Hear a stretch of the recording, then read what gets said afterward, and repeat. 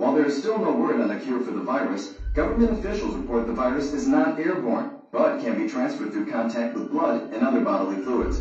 The virus seems to be making people uncontrollably violent, and also somehow seems to be reanimating the dead.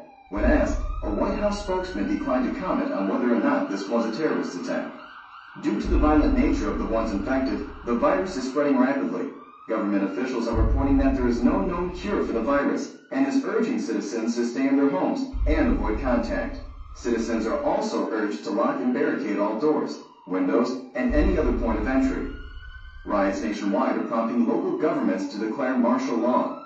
The president is asking that citizens find safety and remain calm. Authorities are working on a plan to contain the outbreak.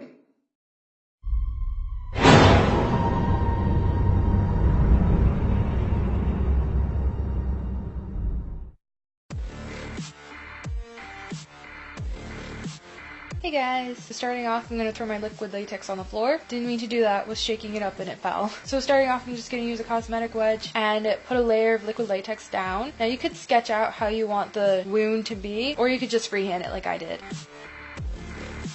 Then I ripped up some tissue paper and put it in the center of the liquid latex.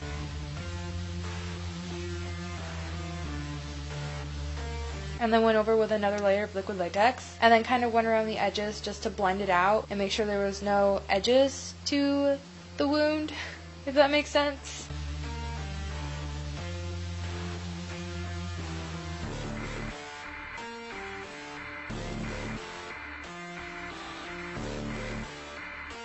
Now this part might seem kind of pointless to some people, but I'm kind of thinking, you know, you're out and about running some errands and then boom, a zombie bites you. And so obviously you might have a little bit of makeup on, so I just put a little bit of tinted eyebrow gel in my eyebrows, obviously. And then I put on some eyelid primer and some face powder just because I wanted things to blend out easier because I'm going to be using matte eyeshadows and I didn't want things to crease because I figured if my eyeshadows crease then it's going to look like I have eyeshadow on and then it's not my actual skin. And then I just applied like the tiniest bit of mascara and it kind of worked out nicely because when I put the contacts in at the end, my eyes watered and it made my mascara run. That's pretty much what it would look like in real life if you were a zombie like that.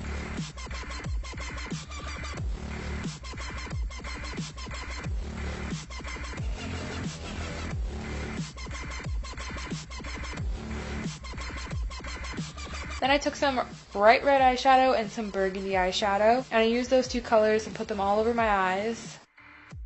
So I'm just using my Real Techniques buffing brush just to buff that all out around my eyeballs. And I ended up darkening up my makeup a little bit afterwards off camera just because I always forget that the flash and the lights and everything washes everything out so you can't see the makeup as well.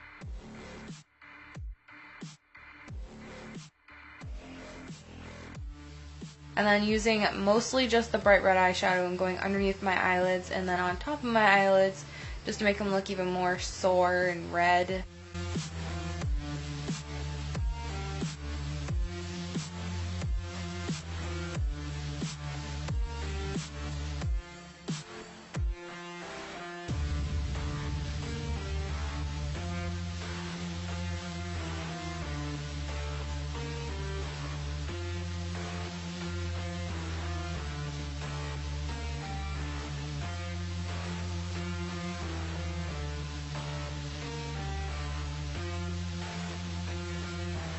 And I just took some matte purple eyeshadow and put that on my inner corners and on my dark circles, I guess.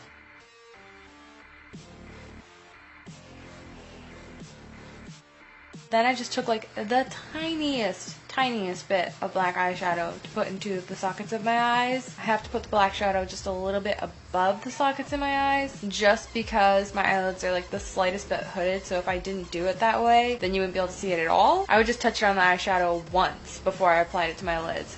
Because I mean, these eyeshadows that I have are extremely pigmented, but I mean, I paid $40 for the eyeshadow palette, so I would hope that it was pigmented.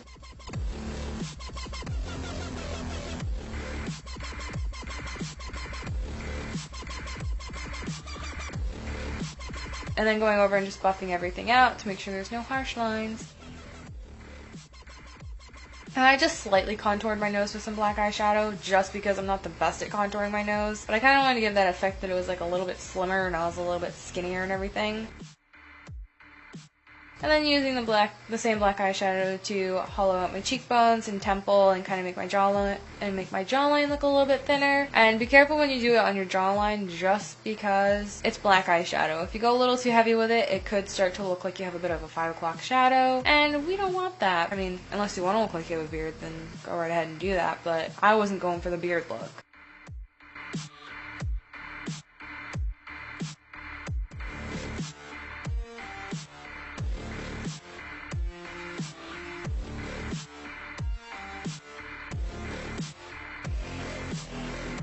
Please be extremely cautious when doing this, but I'm just using some tweezers to first rip up the latex a little bit.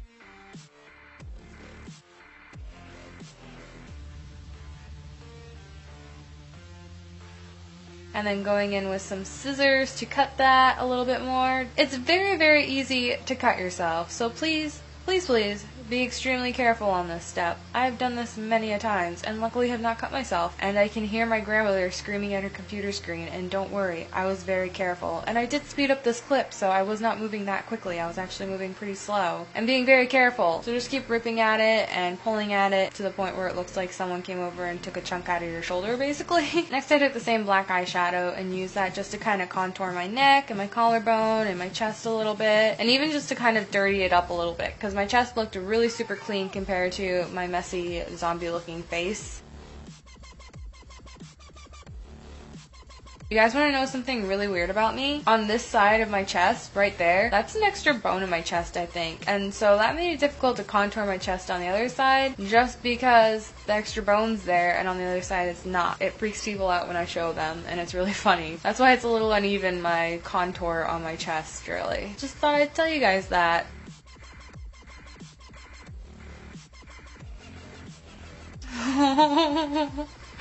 My dog just stretched and it was really cute, though you can't see him. Sorry.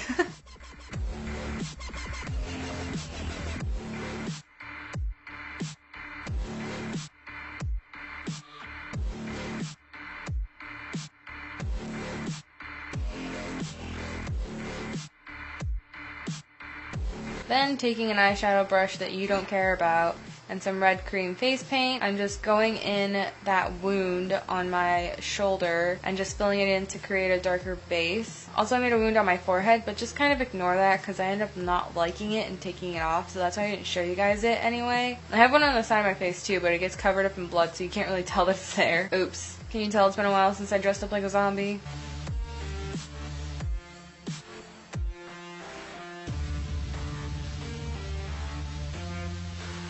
And then I just took a really thin brush, which is actually from the craft store, and some purple cream face paint, and just drew these little veins coming out of the wound, because I thought it looked kind of cool, like I had this like disease running through my veins or something. But I wish I would have done a little more, but at this point my camera was dying, so I was really worried that I wasn't going to get the rest of the footage. But I kind of wish it would have gone up my chin a bit, you know, up my cheeks. So if you're doing this, then keep that in mind.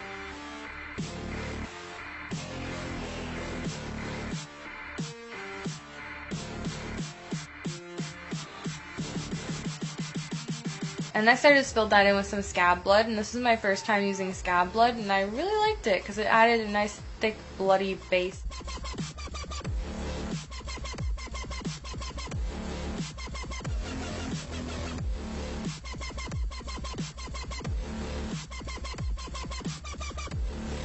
Then I took a foundation brush and just kind of splattered blood all over my face, but please be careful because the splattering process is a very messy process, and I got some on my wall. Luckily it came off. Just be careful not to get it on anything important, really. And I kind of just messed up my shirt as I went along too, because I wanted to just look super bloody and gross. And then I just poured some in and let it drip down and just went crazy with the blood, because I mean, you can go crazy at this point. I mean, you're a zombie, you're bitten, you know. Obviously you're gonna bleed a lot. Well, not when you're a zombie, but before you turn into a zombie, really.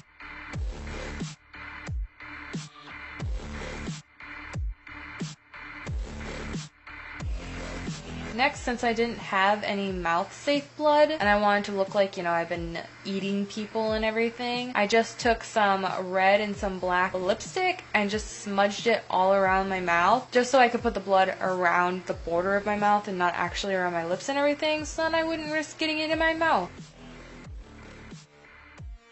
And then you can either leave the look like this, or if you have contacts, then you can add them in. And these are really freaking cool contacts. I love them so much, and it was my first time wearing contacts like this. It was pretty exciting.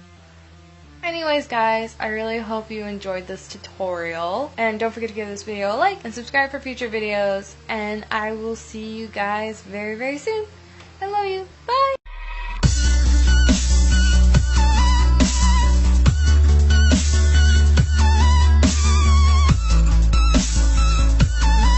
Answer all your questions about my YouTube channel, and if you have any more questions about my YouTube channel, then now would be the time to ask them, because I've kind of learned a lot of things on my years of being on YouTube. Leading us, and love is all we'll ever trust. Yeah, no, I don't wanna waste what's left. And